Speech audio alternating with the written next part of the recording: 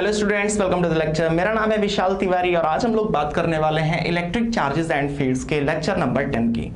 9th lecture में जो इससे पहले वाला था उसमें हमने बात किया था इलेक्ट्रिक फ्लक्स होता क्या है, कैसे कैलकुलेट करते हैं इलेक्ट्रिक फ्लक्स को, और कुछ न्यूमेरिकल्स को भी हमने अटेम्प्ट किया था। आज का जो हमारा टॉपिक है वो काफ़ी इंपॉर्टेंट है और अक्सर बोर्ड एग्जाम्स में तो पूछा ही जाता है। टॉपिक है गॉस थ्योरम। ठीक है, सो स्टार्ट करेंगे डेफिनेशन से। क्या होता है गॉस थ्योरम?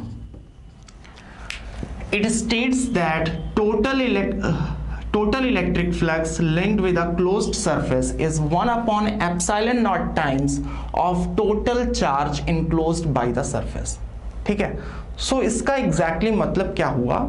इसका मतलब ये हुआ कि अगर कोई क्लोज सरफेस है, क्लोज मतलब हर तरफ से बंद है, वो किसी भी शेप का हो सकता है, कोई क्लोज सरफेस है, तो जो उस क्लोज सरफेस का टोटल इलेक्ट्रिक फ्लक्स होगा वो 1 अपॉन एप्सिलॉन नॉट टाइम्स होगा किसके? टोटल चार्ज के जो उसके अंदर है। चलो यहां से समझते हैं। जैसे सपोज दैट यहां पर है हमारा एक स्फीयर और हमने यहां पर ले लिया एक चार्ज Q। सो चार्ज रखा है तो जाहिर सी बात है कि इसमें से फील्ड लाइंस या तो निकलेंगी या तो इसमें फील्ड लाइंस आएंगी, depending on the nature of charge. Positive charge होगा तो फील्ड लाइंस निकलेंगी, नेगेटिव चार्ज होगा तो उसकी तरफ आएंगी। तो यानी दोनों ही केसेस में ये जो सरफेस है वो कुछ फ्लक्स बनाएगा। सो बोला गया गॉस थ्योरम के अकॉर्डिंग कि जो टोटल फ्लक्स होगा, देखो कितना चार्ज ये इनक्लोज कर रहा है, क्यू चार्ज इनक्लोज कर रहा है अपॉन एप्सिलॉन नॉट। ठीक है, total flux of a closed surface is 1 upon epsilon naught times total charge enclosed by the surface। यहां पर टोटल चार्ज सिर्फ Q है। चलो एक और एग्जांपल देखते हैं। सपोज दैट दूसरा स्फीयर है, यहां पर ये चार्ज रखा है Q1, यहां पर दूसरा चार्ज है Q2 और यहां पर तीसरा चार्ज है Q3 और एक चार्ज बाहर की तरफ रखा है Q4। पूछ लिया आपसे किसी ने कि बताओ इस ये जो क्लोज सरफेस है, जो स्फीयर हमको दिखाई पड़ रहा है, इसका टोटल फ्लक्स क्या होगा? सो आप गॉस थ्योरम के अकॉर्डिंग बोलोगे कि 1 upon epsilon not times, 1 upon epsilon not times किसके? Total charge enclosed by the surface. Charge कितना इनक्लोज कर रहा है यहां पर? हम बोलेंगे Q1 plus Q2 plus Q3। ठीक है, सो ये चीज समझ आ गई, यानी कि ये Q4 के चलते फ्लक्स पे कोई इंपैक्ट नहीं पड़ेगा। चलो कुछ और फैक्टर्स को देखते हैं।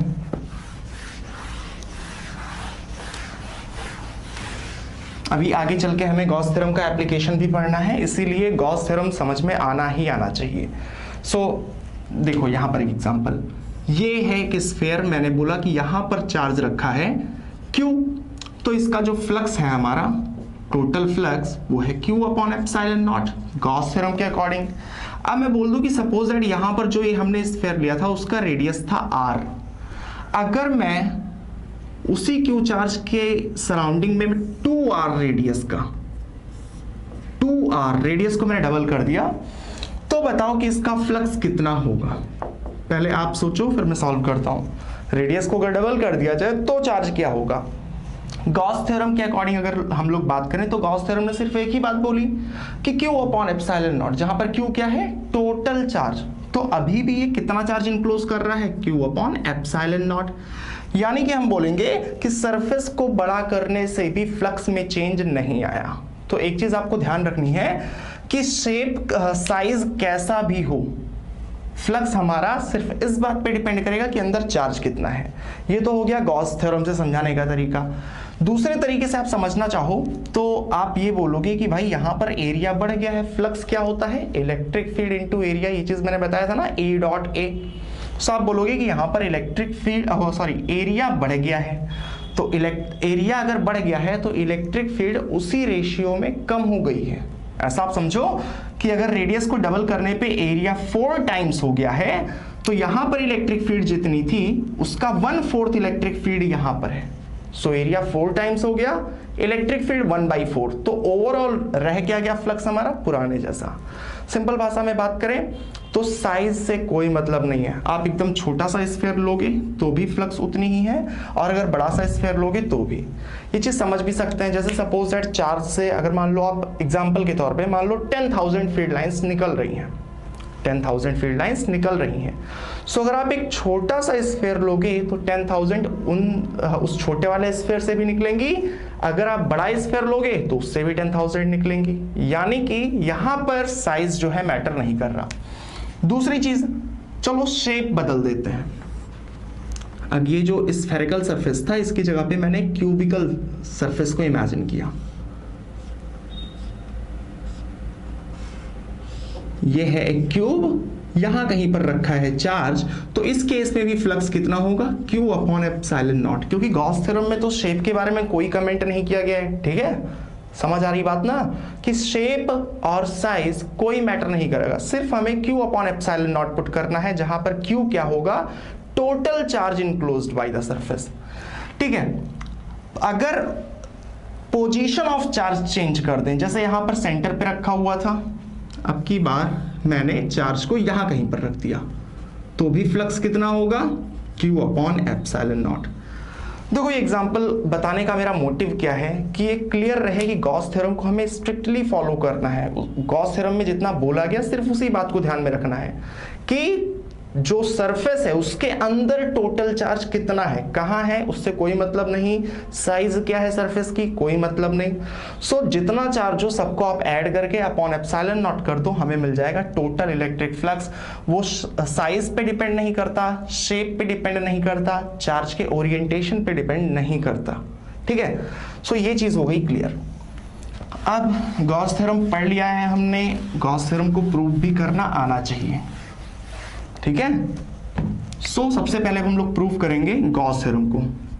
To prove Gauss theorem from Coulomb's law,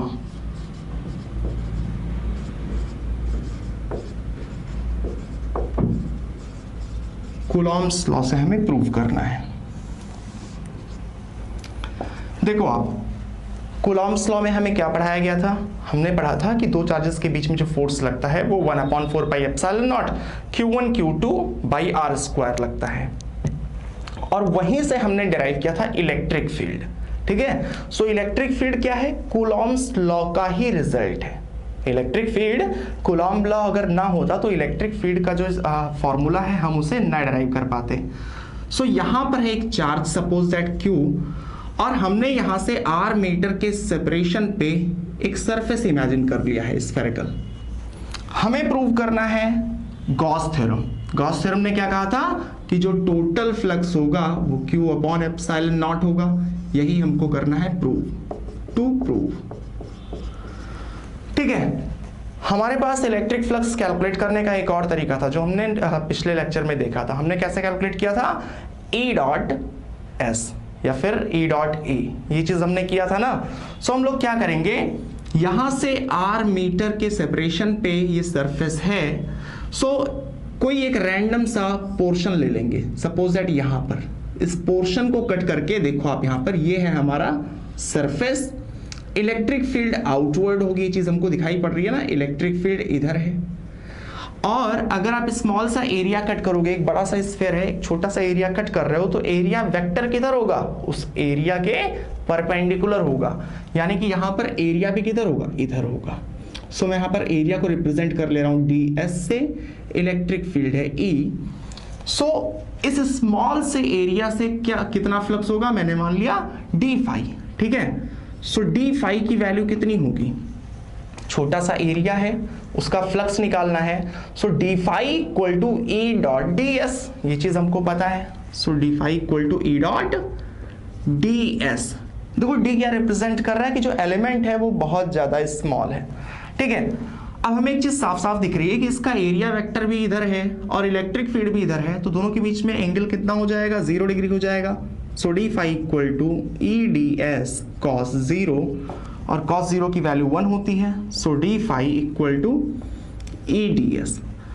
अब from Coulomb's law, from Coulomb's law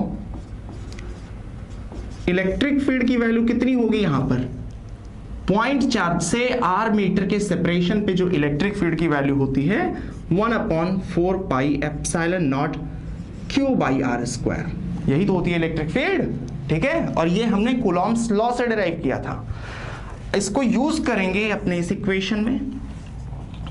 so ये आ जाएगा D phi equal to E की वैल्यू आप पुट करो, so 1/4 pi epsilon not Q by are square into D S. ठीक है, यहां तक तो बात समझ आ गई।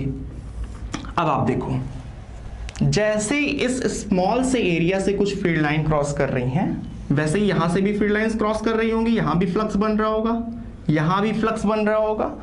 बोले तो पूरे सरफेस के हर एरिया में से फील्ड लाइंस निकल रही होंगी और हर जगह पे कुछ ना कुछ फ्लक्स बन रहा होगा। हमने क्या किया है, हमने एक स्मॉल से पोर्शन को निकाल के उसका फ्लक्स कैलकुलेट किया है। अगर यही काम हर एक एरिया के साथ जहां जहां है, अगर सबके साथ करके जोड़ दिया जाए तो क्या मिल जाएगा, पूरे के पूरे स्फीयर का फ्लक्स मिल जाएगा। अब ये काम कौन करेगा, हमारे पास है इंटीग्रेशन, उसका यूज करेंगे। ठीक है, so integrate both sides, integrate both sides. Integration यही काम करेगा कि जो हमने किया है उसी को पूरे सरफेस के लिए कर देगा। So D phi equal to integration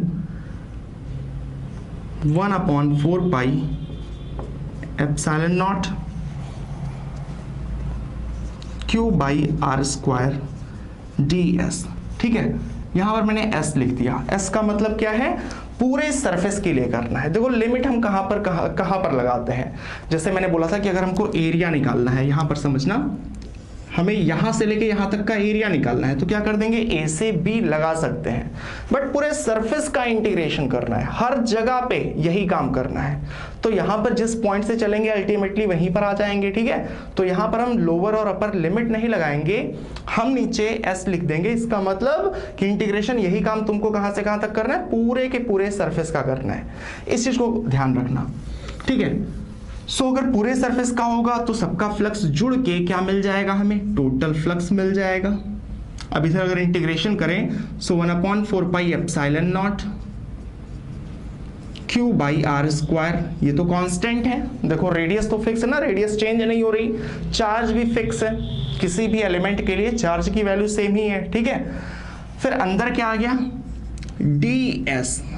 अब इसका मतलब आप समझना, ये ds क्या है, ds ये स्मॉल सरफेस एरिया है। ठीक है, स्फीयर का जो हमने छोटा सा पार्ट, छोटा सा एरिया कट किया था, वही है ds। अगर ऐसे सारे ds को जोड़ देंगे तो हमें क्या मिलेगा, पूरे का पूरा सरफेस एरिया मिल जाएगा। ठीक है, सो यानी कि इंटीग्रेशन हो रहा है तो यहां पर हमें पूरे का पूरा सरफेस एरिया मिल जाएगा। अगर सरफेस एरिया की वैल्यू पुट करें 1/4 pi epsilon not Q by are square, यहां पर हो जाएगा टोटल सरफेस एरिया, और सरफेस एरिया की अगर मैं वैल्यू पुट करूं तो कितना होता है स्फीयर का, 4 पाई आर स्क्वायर। ठीक है, सो 4 पाई से 4 पाई कैंसिल आउट हो गया, आर स्क्वायर से आर स्क्वायर कैंसिल आउट हो गया। अब बचा क्या, देखो आप, total flux is Q upon epsilon not. ठीक है, सो हम बोलेंगे कि गॉस थ्योरम तो प्रूव्ड हो गया ना, गॉस थ्योरम प्रूव हो गया, कहां से, कूलॉम्स लॉ का यूज करते हुए। तो ये चीज ध्यान रखना है, कई बार पूछ लेते हैं कि भाई प्रूव करके दिखाओ गॉस थ्योरम को कूलॉम्स लॉ से। अब जो अगला है वो इसका रिवर्स है, अब की बार हमें कूलॉम्स लॉ को प्रूव करना होगा गॉस थ्योरम से। ठीक है, कूलॉम्स लॉ को प्रूव करेंगे गॉस थ्योरम से। सो टॉपिक है हमारा टू प्रूव कूलॉम्स लॉ।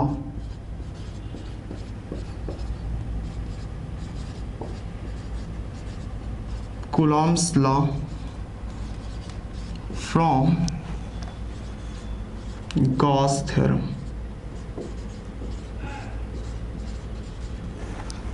सबसे पहले कूलॉम्स लॉ था क्या हमारा, 1/4 पाई एप्सिलॉन नॉट। यही तो था कि अगर दो चार्जेस रखे हैं, ये है चार्ज हमारा Q1, ये है चार्ज हमारा Q2, तो पहले देख लेते हैं क्या प्रूफ करना है, 1/4 pi epsilon naught Q1 Q2 by are square. ये चीज हमको प्रूव करना है, इसको आप आगे लिख दोगे, to prove 1/4 pi epsilon naught Q1 Q2 by are square. ठीक है, कैसे प्रूव करेंगे, हमें गॉस थ्योरम से करना है, ठीक है। यानी कि अब की बार हमें क्या पता है, गॉस थ्योरम का स्टेटमेंट हमें पता है और कूलॉम्स लॉ का जो फॉर्मूला है हमें वो डिराइव करना है। तो सबसे पहले आप क्या करो, आप अभी इस Q2 चार्ज को रब कर दो। Q2 चार्ज को हमने रब कर दिया और जहां पर चार्ज रखा था यहां पर हमने इसको रेडियस मानते हुए एक स्फीयर ड्रॉ कर लिया, एक स्फेरिकल सरफेस ड्रॉ कर लिया। तो गॉस थ्योरम को अप्लाई करना है। गॉस थ्योरम हमेशा क्लोज्ड सरफेस में अप्लाई हो सकता है, ठीक है। गॉस थ्योरम का स्टेटमेंट क्लोज्ड सरफेस के लिए था। तो सबसे पहला हमारा स्टेप क्या है, Q1 Q2 रखा था, Q2 को हमने मान लिया कि हमें नहीं दिखाई पड़ रहा, हम लोगों ने इस पॉइंट को और इसके बीच के सेपरेशन को रेडियस मानते हुए एक स्फीयर हमने ड्रॉ कर लिया क्लोज, ठीक है। अब देखते हैं इलेक्ट्रिक फ्लक्स कैलकुलेट करने के हमारे पास अब दो तरीके हैं। इससे पहले वाले लेक्चर में A.A वो हमने सीखा था और इस लेक्चर में हमने सीखा है गॉस थ्योरम। सो दोनों तरीका अप्लाई करके हम लोग कैलकुलेट करेंगे इलेक्ट्रिक फ्लक्स। सो पहले यूजिंग फर्स्ट मेथड जो हमने पढ़ा था, यूजिंग फर्स्ट मेथड हम क्या करेंगे, ये Q1 चार्ज है, इलेक्ट्रिक फील्ड आउटवर्ड डायरेक्शन में होगी। कंसीडर करो कि ये अगर पॉजिटिव चार्ज है, इलेक्ट्रिक फील्ड आउटवर्ड डायरेक्शन में होगी। हमने कोई एक रैंडम छोटा सा एरिया ले लिया ds, अगेन d क्या रिप्रेजेंट कर रहा है, बहुत छोटा सा एलिमेंट। सो यहां पर इलेक्ट्रिक फील्ड इस डायरेक्शन में होगी और एरिया वेक्टर भी किधर होगा, इस एरिया के परपेंडिकुलर होगा, ठीक है। सो यहां पर इसका जो स्मॉल फ्लक्स होगा d फाई वो कितना होगा, E.ds, again EDS cos 0 degree, so EDS, ये चीज मिल गई, ठीक है। अब हमें कैलकुलेट करना है पूरे का पूरा फ्लक्स। देखो यहां पर अब की बार हम लोग E की वैल्यू नहीं पुट कर सकते। क्यों नहीं कर सकते, वो E की वैल्यू कूलॉम्स लॉ से आई थी, तो यहां पर हम लोग कूलॉम्स लॉ का यूज नहीं कर सकते, ठीक है। यहां पर हमको पहले E फाइंड करना है। सो हमने मान लिया कि यहां पर इलेक्ट्रिक फील्ड E है और EDS आ गया, स्मॉल फ्लक्स इस छोटे से सरफेस का।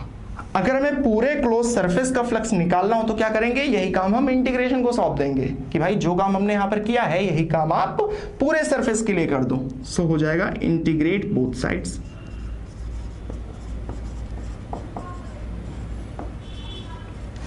सो D phi equal to EDS, integrate कर देंगे टोटल सरफेस के लिए, हर जगह के लिए, ठीक है। एक चीज यहां पर ध्यान रखने वाली है, जैसे आप यूं समझो कि जो सरफेस हमने लिया है, स्फीयर जो हमने लिया है, इसका हर पॉइंट इस चार्ज से Q1 से इक्वल डिस्टेंस पे है ना, इक्वल डिस्टेंस पे है, चाहे यहां पर लो चाहे यहां पर लो। स्फीयर की ही प्रॉपर्टी है कि स्फीयर के सरफेस का हर पॉइंट सेंटर से इक्वल डिस्टेंस पे होगा।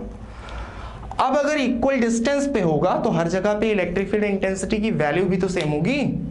समझ आ रही बात? जैसे आप यूं महसूस करो कि अगर यहां पर एक छोटा सा हॉट आयरन बॉल है, रेड हॉट, बहुत ज्यादा गर्म है, यहां से 1 मीटर के सेपरेशन पे आप हाथ रखते हो तो जितनी गर्माहट आपको महसूस होगी, अगर 1 मीटर इधर रखोगे तो भी उतनी ही गर्माहट का एहसास होगा ना। ठीक उसी तरीके से अगर चार्ज यहां पर रखा है और अगर आप इक्वल डिस्टेंस वाले पॉइंट्स पे मूव कर रहे हो तो आपको इलेक्ट्रिक फील्ड की वैल्यू भी सेम मिलेगी। ठीक है, सो एक चीज हमें यह समझ आ गई कि इस पूरे सरफेस पे इलेक्ट्रिक फील्ड की वैल्यू क्या है, कांस्टेंट है। इलेक्ट्रिक फील्ड की वैल्यू चेंज नहीं हो रही। सो इलेक्ट्रिक फील्ड की वैल्यू चेंज नहीं हो रही। देखो यहां पर डी फाई सबका मिलके क्या हो जाएगा, टोटल फ्लक्स बन जाएगा। अब इलेक्ट्रिक फील्ड यहां पर कांस्टेंट है। देखो ये चीज समझ आनी चाहिए कि इलेक्ट्रिक फील्ड को मैं कांस्टेंट क्यों ले रहा, क्योंकि सारे के सारे पॉइंट्स इक्विडिस्टेंट हैं।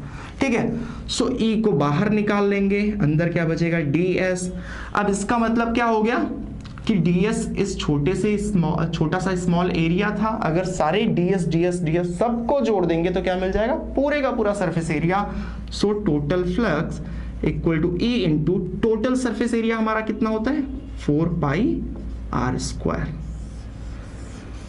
ये तो मिल गया फर्स्ट मेथड से। अब देखते हैं गॉस थ्योरम का यूज करके कि अगर गॉस थ्योरम का यूज करके हमें फ्लक्स निकालना होता तो क्या मिलता। Using Gauss theorem, so using Gauss theorem, total flux हम लोग सीधे लिख देंगे। क्या होता है, गॉस थ्योरम के अकॉर्डिंग किसी भी क्लोज सरफेस का जो टोटल फ्लक्स होता है वो Q अपॉन एप्सिलॉन नॉट होता है। सो Q1 अपॉन एप्सिलॉन नॉट, ये हो गया गॉस थ्योरम का यूज करते हुए, ये सेकेंड इक्वेशन हो गई। So from first and second, अगर दोनों इक्वेशन को हम लोग देखें, फ्रॉम फर्स्ट एंड सेकेंड दोनों ही फ्लक्स बता रहे हैं, ठीक है। सो यानी हम लोग क्या लिख सकते हैं, this flux will be equal to this flux, यानी कि E into 4 pi R square equal to Q1 upon epsilon naught, यानी कि E की वैल्यू कितनी आ गई, 1 upon 4 pi epsilon naught Q1 by are square. ये आ गई इलेक्ट्रिक फील्ड की वैल्यू। चलो इस डायग्राम को, जो हमारा पहले वाला डायग्राम था, मैं उसे फिर से मानता हूं कि यहां पर चार्ज Q1 रखा था और यहां से R मीटर के सेपरेशन पे चार्ज Q2 रखा था, ठीक है। फिर हमने चार्ज Q2 को मान लिया था कि ये नहीं है। सो अब आप देखना कि Q2 रखा है, इलेक्ट्रिक फील्ड यहां की E है, तो इस पे फोर्स कितना लगेगा, हम बोलेंगे F equal to Q2 into E।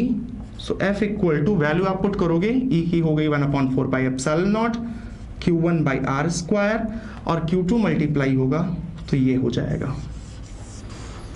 यही है हमारा कूलॉम्स लॉ। सो अब हमने प्रूव कर दिया है कूलॉम्स लॉ को यूजिंग गॉस थ्योरम।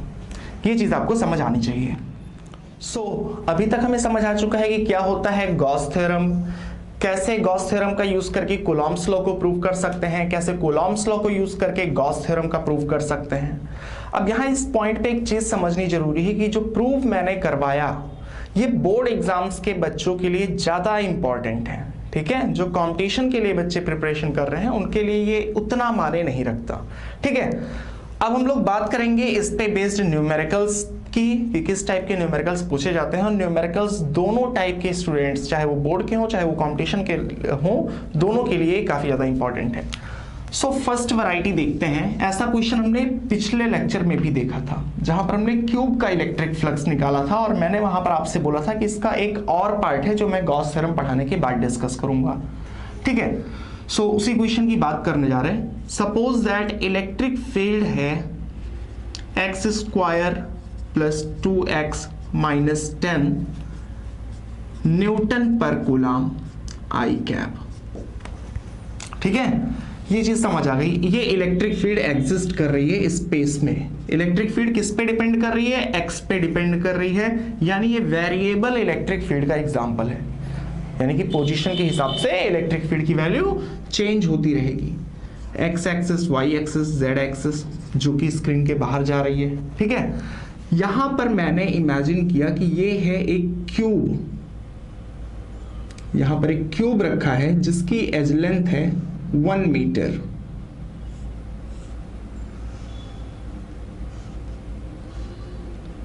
ये हो गया हमारा क्यूब। आई होप क्यूब अच्छा बना है। इसकी एज लेंथ है हमारी 1 मीटर, और जो ये आगे वाला फेस है, जो फ्रंट फेस है ये वाला, ठीक है, पहला, इसका जो सेपरेशन है ओरिजिन से, ये मैंने ले लिया 2 मीटर है, ठीक है। सो क्वेश्चन समझ आना चाहिए, एक बार मैं एक्सप्लेन भी कर दे रहा हूं दोबारा से। ये ओरिजिन है, X axis, Y axis, Z axis, ये एक्सिस आपके स्क्रीन के बाहर है। यहां से 2 मीटर के सेपरेशन पे यहां पहला फेस है क्यूब का, और उस क्यूब की एज लेंथ है 1 मीटर, ठीक है। इलेक्ट्रिक फील्ड एग्जिस्ट कर रही है, ये भी हमें दे दिया गया। अब इसमें 2 चीजें पूछी जाएंगी। पहला है find total electric flux, total electric flux, ये फर्स्ट पार्ट है। और सेकंड पार्ट है find total charge, total charge enclosed by the cube. अगर आप प्रीवियस ईयर पेपर उठा के देखोगे, अगर आप बोर्ड के, तो ऐसे क्वेश्चंस कई बार पूछे जाते हैं, ठीक है। सो इसको समझना ध्यान से। सबसे पहला है फाइंड टोटल इलेक्ट्रिक फ्लक्स। तो ये वाला क्वेश्चन हमने पिछली बार भी किया था, अब की बार फिर से करेंगे, और इसमें अब की बार एक चीज और फाइंड करनी है, total charge enclosed by the cube, यानी इस क्यूब के अंदर कितना चार्ज इनक्लोज है, ठीक है, यही हमें पढ़ना है। सो मैं स्पेस को थोड़ा सा रब कर दे रहा हूं ताकि ज्यादा जगह मिल जाए। अब देखो यहां पर इलेक्ट्रिक फील्ड आई, ठीक है, हमें दिखाई पड़ रहा है इलेक्ट्रिक फील्ड में जो है वो आई कैप है, यानी कि इलेक्ट्रिक फील्ड एक्स एक्सिस के अलोंग है। अब एक्स एक्सिस के अलोंग होने का ये मतलब नहीं है कि हमेशा पॉजिटिव एक्स में होगी, हो सकता है नेगेटिव एक्स में भी हो, बट होगी एक्स के अलोंग। सो क्यूब के कितने फेसेस? 6 फेसेस। देखो ये फ्रंट हो गया, ये बैक हो गया और 4 फेसेस यहां पर है, ठीक है। सो अगर इन चारों फेसेस के थ्रू इलेक्ट्रिक फ्लक्स की बात करें तो ये वाला जो फेस है, इलेक्ट्रिक फील्ड चाहे ऐसी हो चाहे ऐसी हो, कोई फ्लक्स नहीं बनाएगी। ये चीज हमें समझ आ रही है ना, क्योंकि एरिया ऐसे रखा है, कोई फ्लक्स नहीं बनेगा। अगर हमको लिखना हो तो कैसे लिखेंगे कि इसका एरिया वेक्टर इलेक्ट्रिक फील्ड के 90 डिग्री पे है, ठीक है।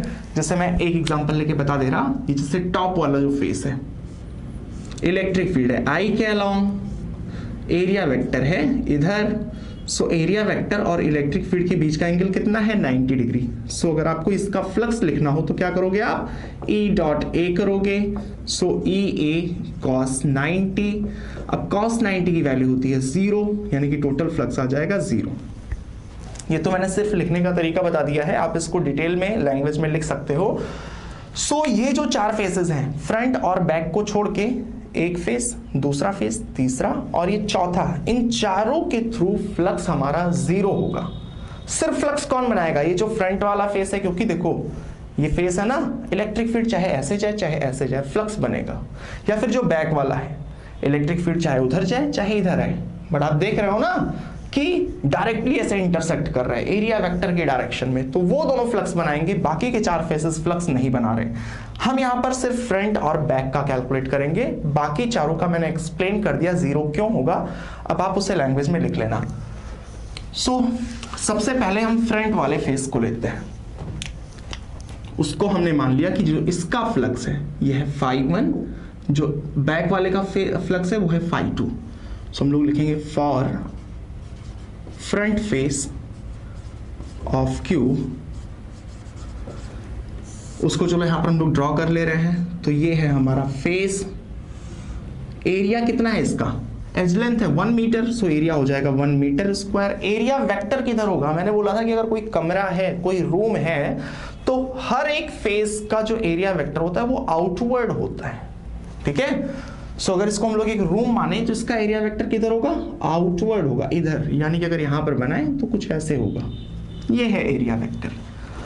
चलो देखते हैं इलेक्ट्रिक फील्ड की वैल्यू यहां पर कितनी होगी। सो फ्रंट फेस कहां पर है? x = 2 पे है ना। सो इलेक्ट्रिक फील्ड अगर हमको निकालना हो, यहां की इलेक्ट्रिक फील्ड अगर हम E1 माने, सो E1 की वैल्यू कितनी आएगी? x² यानी कि 2² प्लस 2x माइनस 10 आई कैप। सो अगर इसको सॉल्व करें 2 × 4 प्लस 4 माइनस 10 आई कैप, यानी ये आ जाएगा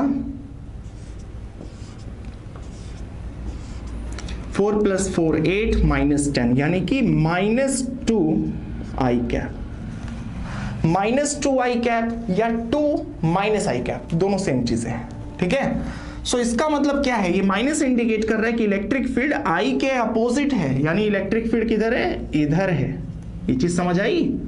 ध्यान से समझना। इस फेस में ये जो पहला वाला फ्रंट वाला फेस है, यहां पर इलेक्ट्रिक फील्ड -I के अलोंग है, देख रहे हैं हम लोग 2 - I, ठीक है। इधर है, वैल्यू कितनी है? 2 है।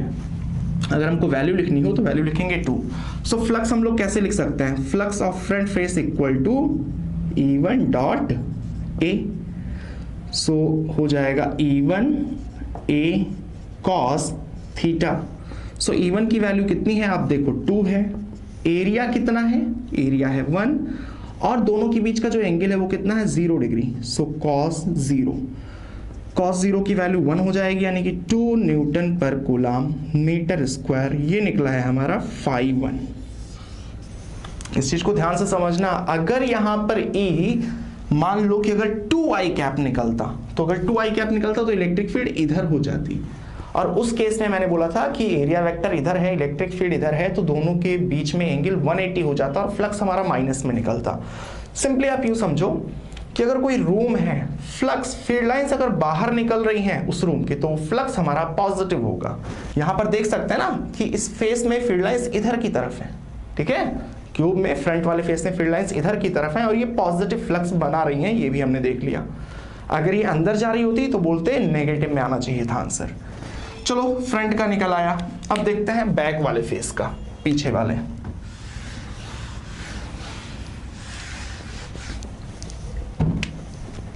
सो अगर इसका हमें फ्लक्स कैलकुलेट करना है तो वहां की for back face of cube,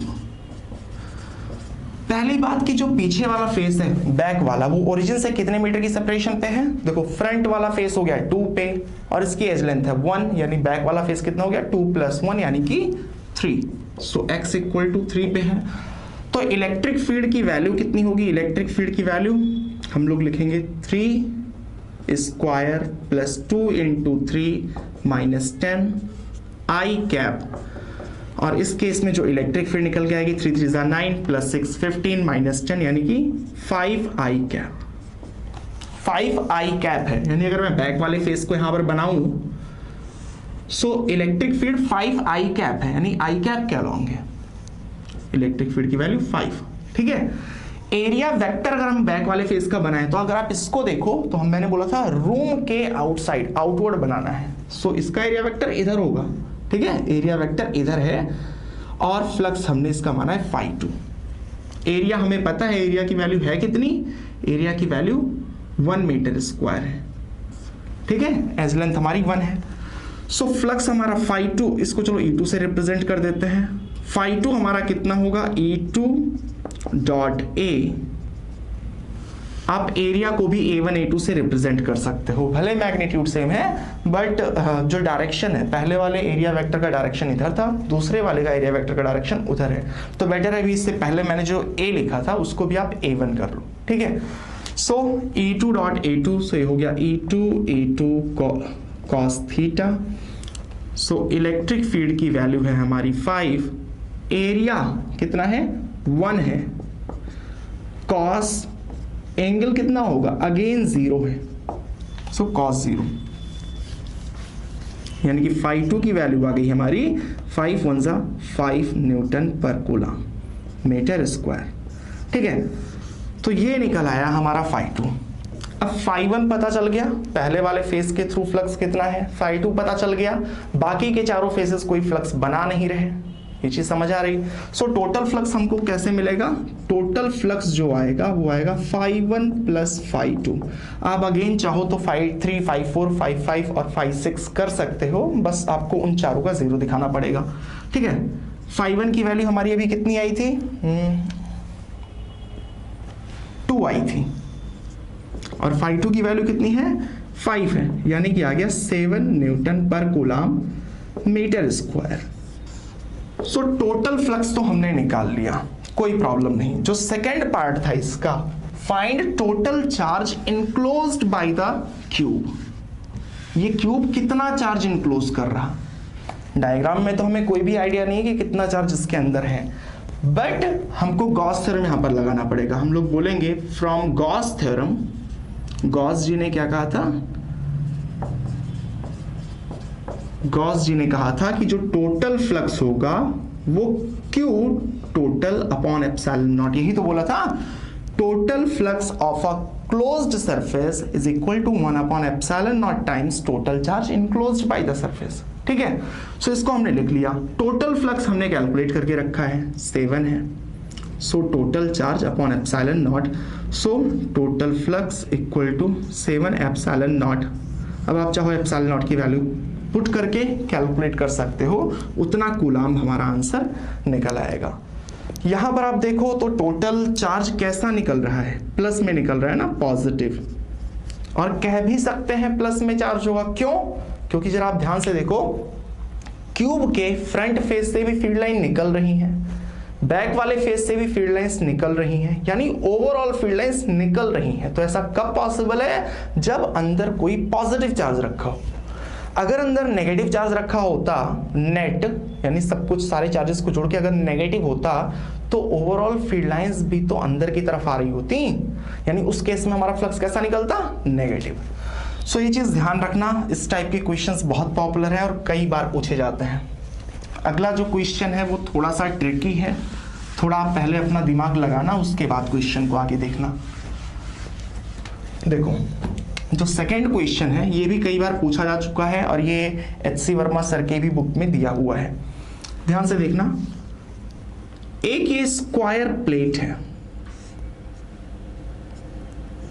अब आप बोलोगे कि हमें स्क्वायर तो दिख ही नहीं रहा है, और तो व्हाइट बोर्ड पे बना रहा है ना, व्हाइट बोर्ड पे हमने ऐसे बनाया कि एक स्क्वायर प्लेट है जिसको मैं इस तरीके से दिखाने की कोशिश कर रहा, जिसकी एज लेंथ है ए, एज लेंथ है ए। अब उसके सेंटर से a/2 सेपरेशन ऊपर, यानी इसका सेंटर कहां पर होगा, यहां कहीं पर होगा, यहां से a/2 डिस्टेंस ऊपर एक चार्ज रखा है Q, ठीक है। अब चार्ज क्यों रखा है तो क्या होगा, चार्ज के चलते फील्ड लाइंस निकलेंगी, हर तरफ फील्ड लाइंस निकलेंगी, कुछ फील्ड लाइंस इस फेस से भी पार होंगी, क्रॉस करेंगी। तो यहां पर पूछा गया है find electric flux of the face, ये जो फेस हमें दिखाई पड़ रहा है, फिर ये जो रेक्टेंगुलर प्लेट हमको दिखाई पड़ रहा है, इसका फ्लक्स निकालना है। सो अब यहां पर हम लोग कौन सी चीज अप्लाई करें, ध्यान से देखना। यहां पर इलेक्ट्रिक फील्ड यूनिफॉर्म भी नहीं है, क्यों यूनिफॉर्म नहीं है, यहां इलेक्ट्रिक फील्ड कुछ अलग होगी, यहां पर इलेक्ट्रिक फील्ड कुछ अलग होगी, सेपरेशन अलग अलग है ना। सो हम लोग A.A भी नहीं अप्लाई कर सकते। दूसरी चीज, ये क्लोज सरफेस नहीं है, इसलिए गॉस थ्योरम को भी अप्लाई करना पॉसिबल अभी नहीं है। तो करेंगे कैसे, ध्यान से देखना।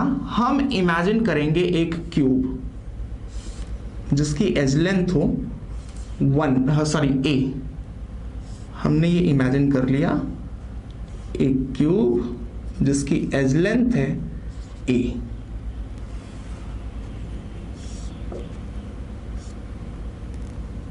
ठीक है, तो ये भी A हो जाएगा, ये भी A हो जाएगा। सेंटर पे रख दिया एक चार्ज Q, ठीक है, सेंटर पे रख दिया charge Q। So total flux from Gauss theorem, अगर गॉस थ्योरम से बात करें सो इसका टोटल फ्लक्स क्या होगा, Q/ε0। जो टोटल फ्लक्स होगा वो होगा Q/ε0। यहां तक कोई प्रॉब्लम नहीं है। तो इसका इससे रिलेशन क्या है, ध्यान से देखना। इसके 6 फेसेस हैं, 4 साइड में, एक ऊपर और एक नीचे। तो अगर हम बाकी सबको रब कर दें, यानी कि ध्यान से, अगर मैं फिर से यहां पर बनाऊं, ये है Q,